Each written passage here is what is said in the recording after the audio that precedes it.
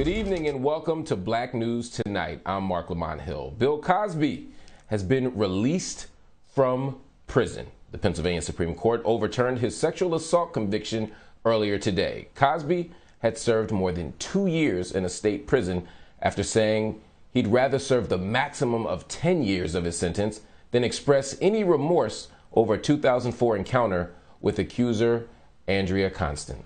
He was charged in late 2015 when a prosecutor, armed with Cosby's deposition from Constand's lawsuit, arrested him days before the statute of limitations expired. The court said that the district attorney, who decided to arrest Cosby, was obligated to stand by his predecessor's promise not to charge him, when he later gave potentially incriminating testimony in Constand's civil suit. Here to discuss this further is legal analyst and the host of Making the Case with Yodit, my dear colleague Yodit Tewolde. Welcome to the show. Hey. What's going on here? I woke up today thinking it was a normal day. Then I heard Bill Cosby was getting out of prison, thought it was false information, thought it was a hoax. Turned out he was. What the heck happened with the Pennsylvania Supreme Court?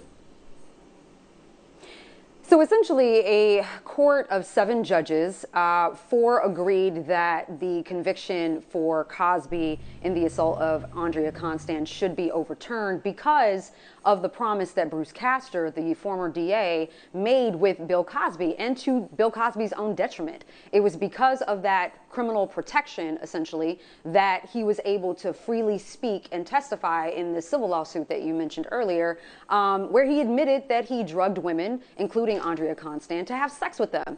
So you can't then, promise that you won't criminally prosecute someone, induce them to testify in some unrelated hearing, and then use their own words against them in their own prosecution. So there was a violation of Cosby's Fifth Amendment right against self-incrimination. So that was the basis for the overturning of the conviction. Here's what I don't get, Yodi. That sounds pretty simple to me. I'm not a lawyer, but I watch a lot of TV.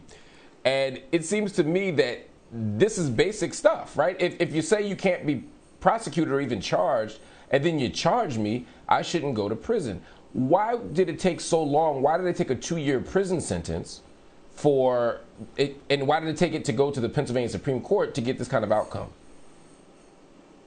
Well, that I can't answer. All I can say is that with the new prosecutors who were taking over or at the office when Bruce Castor left, didn't feel like they should be held bound to whatever agreement that they had. In fact, that agreement, to be honest, was shady. How you can say that you're not going to prosecute someone in an exchange, hey, can you go ahead and testify in this civil lawsuit, is weird. And so I can understand the maybe prosecutors raising their eyebrows at such a deal. They didn't honor it, and they probably felt like they needed to move forward, especially given what Cosby said. Now, why the judge in that trial allowed that statement to go forward, no idea. So there was a culmination of bad decisions, bad rulings that were made. Why it took 2 years, I don't know, but I will say this. There are people that spend decades in prison before they get someone to take a second look at their case. So 2 years really isn't that long when you think about other people not in Cosby's position of fame and wealth that have to wait, like I said, 40 years just to get someone to revisit their case. Absolutely. And quite frankly, for me, and I'm only speaking for myself here, looking at the deposition, knowing Cosby's long history, it was hard for me to feel any sympathy for Cosby.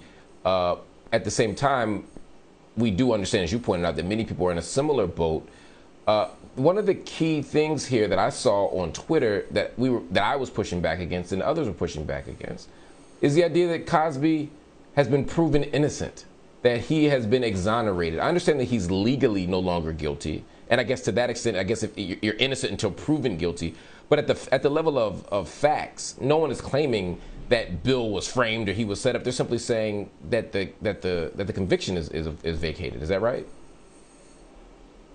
So the conviction was vacated. Again, like you said, this is not about an exoneration. I cover exoneration cases every night. And what that usually means is that when you revisit a case, some new evidence or evidence that's always been there was hidden, and it pointed to someone else. It pointed to innocence. That is not the case here in this with Bill Cosby. We had a jury taken the evidence and render a guilty verdict. So the issue of his guilt or innocence wasn't at issue for the Supreme Court. What they simply said was there was a deal in place, it should have been honored, and this prosecution should have never gone forward. And so for people to confuse that with, oh, well, this is an exoneration, that absolutely is not the case. And this wasn't a technical, legal technicality or some loophole that was found. The law was just simply on Cosby's side, and the Supreme Court made the right decision in saying that that agreement should have been honored, because Cosby wouldn't have made that. I mean, think about it. Would Cosby sit there and admit to drugging women to have sex if he knew that there was a possibility he could be criminally prosecuted? He wouldn't have done it. So to use his statement in court to help basically solidify that guilty is just beyond the pale, and it just denied him the fair trial that he deserves, no matter how you feel about him. Yodit, I got to run in a second, but one quick question for you. As an attorney, how hard is it to wrestle with a case like this? On the one hand, everybody deserves a zealous defense. Everybody deserves to be treated fairly, and we don't want anybody to be wrongfully charged or convicted or incarcerated. On the other hand, Bill Cosby, by his own admission, has done some awful things. By his own admission, in my estimation, is a monster. How do you deal with those two things where you want justice to prevail, but this feels so unjust to all those victims out there? How do you wrestle with that as an attorney?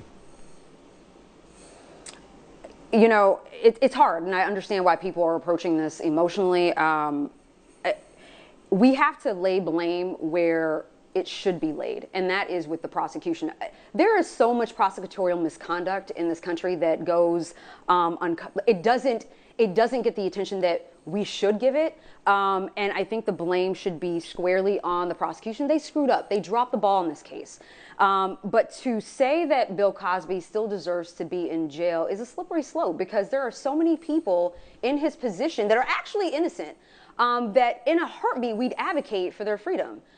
That should be no different here. What the prosecution should have done is, one, never make an agreement like that, and two, approach the prosecution fairly. They could have gone in with the evidence that they had, and if the verdict wasn't what they wanted, but at the end of the day, that wouldn't have mattered. What's important is that we ensure that everybody's right to a trial, fair trial, is honored. And here, whether you like him or not, it has to be honored, because, again, a slippery slope. There are so many people that get screwed, essentially, in trial. And so to make that argument against Cosby would be making that argument against black and brown people, who are largely the ones that go through the system.